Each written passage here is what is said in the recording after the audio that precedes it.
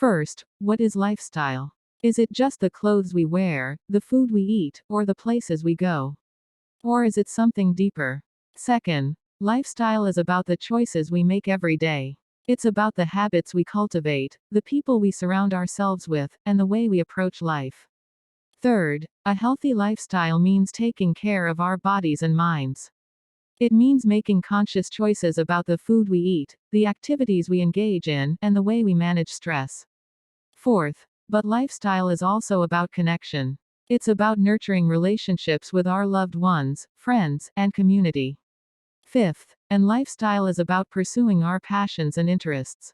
It's about finding joy and fulfillment in the things that make us unique. Sixth, of course, lifestyle is also about work. It's about finding a career that aligns with our values and allows us to contribute to society. Seventh, ultimately, lifestyle is a journey of self-discovery. It's about exploring who we are, what we stand for, and what kind of life we want to lead. Eighth, so as you go about your day, remember that lifestyle is not just a surface-level concept. It's a reflection of who we are and what we value. It's about living intentionally, with purpose and